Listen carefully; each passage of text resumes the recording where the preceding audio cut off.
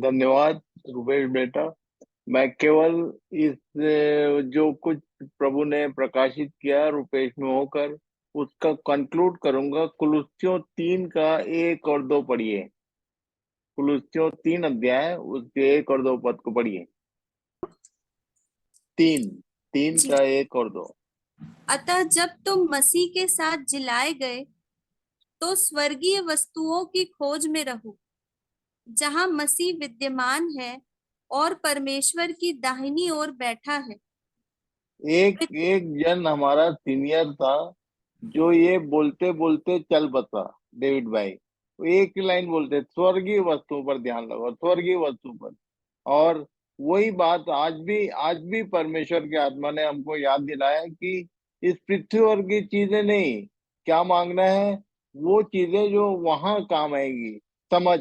इसलिए बीते दिनों में हम लोग देख रहे थे, समझ में सयाने बनो, समझ की प्राप्ति का यत्न घटने ना पाए। वो नीति वचन में बार बार ये लिखा है।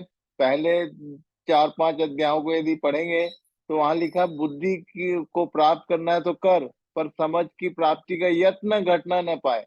मतलब बुद्धि जो है, हम लोग इस तरह की शिक्षाओं के द्वारा हमारी बढ़ती है, पर समझ की प्राप्ति का यत्न घटने ना पाए। मतलब you must be mature in understanding. समझ हमारी होनी चाहिए। तो प्रभु सहायता करें। इसमें एक लाइन मैं बताऊंगा। फेथफुलनेस का जो डेफिनेशन है, फेथफुलनेस विश्वास योग्यता की जो परिभाषा मत्ती 25 अध्याय में जो लिखा है, मत्ती 25 अध्याय उसके 13 पद से आगे मेरे ख्याल से वहां लिखा है कि जब उसने तोड़ों का दृष्टांत बताया तो वापस आकर उसने जो हिसाब लिया उसमें एक लाइन बोलता था।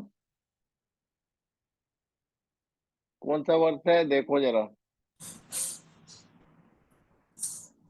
मत्ती 25 अध्याय उसके 13 से आगे। तो ये कौन सा वर्ष है देखो। हे विश्वास योग्य और धन्य दास। धन्य है 3 बार, अच्छे और विश्वास 2 बार योग्यता। बोला उसने। 21, यस, 25 का वर्ष 21। बता दें। 21। हाँ पढ़िए। उसके स्वामी ने उससे कहा, धन्य है अच्छे और विश्वास योग्य दास, तू थोड़े में विश्वास योग्य रहा। ये विश्वास योग्य क्यों गिना गया? जो कुछ उसको दिया गया था उसको उसने मल्टीप्लाई किया। जो कुछ इन दिनों में प्रभु आपको दे रहा है, चाहे मेरे द्वारा, चाहे जो भी प्रभु का जन, जो भी बात यहाँ से मिलती है आपको, if you are not multiplying, तुम विश्वास योग्य नहीं गिने जाओगे। इसको याद रखना। जिसने अपने देह के भीतर, जिसने अपनी मिट्टी में दबा दिया, उसको मल्टीप्लाई नहीं किया, वो विश्वास योग्य नहीं होगा। ये दुष्ट को बोला दुष्ट। इसलिए प्रभु सहायता करे कि जो जो बातें हम सुन रहे हैं उसको मल्टीप्लाई करें। प्रार्थना करें प्रभु से कि प्रभु इसको कैसे हम करें, इसके लिए हमको समझ प्रदान करें। पर मल्टीप्लिकेशन इज मस्ट। ये विश्वास योग्यता के लिए ये बातें बहुत जरूरी है। इतनी उत्तम चीजें प्रभु दे रहा है सबको, और ये यदि फैलती नहीं है, यदि आपने अपने कलीग्स को जो आपके साथ जुड़े हुए हैं, चाहे घर के लोग हैं, चाहे फ्रेंड सर्कल है, चाहे आप जिस समाज में रहते हैं, जिनके बीच में उठते बैठते हैं, उनको यदि आपने नहीं शेयर किया, यदि ये जो कुछ आप पा रहे हैं उसको यदि इकट्ठे करके अपने अंदर रखते जाएंगे तो ये पनिशमेंट का कारण बनेगा। इसलिए प्रभु सहायता करे सबकी कि जो भी हम सुन रहे हैं उसको मल्टीप्लाई करें, उसको बढ़ाएं। ये पहला पत्रस 1 का 23 पद एक बार फिर से पढ़िए। क्योंकि तुमने नाशवान नहीं पर अविनाशी बीज से परमेश्वर के जीवते एक शब्द काम में लाया है, बीज। बीज का गुण क्या होता है मालूम है? उत्पत्ति की पुस्तक से परमेश्वर ने बीज के विषय में चर्चा की है। बीज जो है ऑलवेज, एक एक दाना बोते हैं तो कितना फल लगता है? Can you imagine? क्या आप सोच सकते हैं कि जो भी एक दाना बोया जाता है, उस जब बड़ा होता है, उस पौधा निकलता है, ये वही उसके साथ तुलना किया है।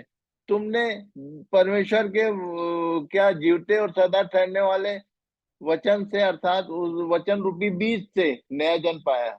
यदि मल्टीप्लाई नहीं हो गए तो ये समझो कि तुम्हारा नया जन्म हुआ ही नहीं, या हुआ भी है तो बेकार है, फ्रूटलेस वो पौधा है। प्रभु सबकी सहायता करें। प्रभु इस विषय में आपको उभारना चाहता है कि जो भी आप सुन रहे हो, जो भी आप सुनते हैं, रोज का रोज उसको मल्टीप्लाई करो, उसको लोगों के साथ शेयर करो, सामने वाले को समझ में आए ना आए, आप शेयर करो। और उसके बाद प्रार्थना करो उसके लिए कि प्रभु इसको समझ देना, क्योंकि समझ देने का काम परमेश्वर का है। आप नहीं दे सकते, आप जो सीखते हैं उसको केवल शेयर कर सकते हैं।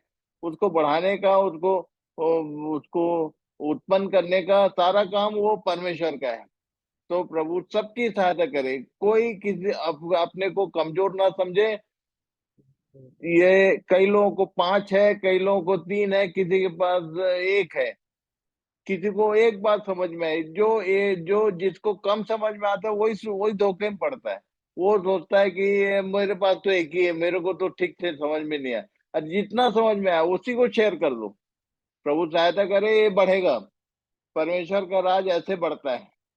इसलिए जो भी ये तुम सुन रहे हैं इन दिनों में, जो कुछ प्रभु बता रहे हैं, चाहे वो नए लोग हैं चाहे पुराने लोग हैं, सब लोग मिलके जो कुछ मिला उसको तुरंत शेयर करो कहीं न कहीं। यदि नहीं किया तो इसका इसका हर्जाना भुगतना पड़ेगा। जब वो आएगा तो पूछेगा कि तुमको मैंने जो दिया था उसका तुमने क्या किया। तो प्रभु सबकी सहायता करे। Thank you.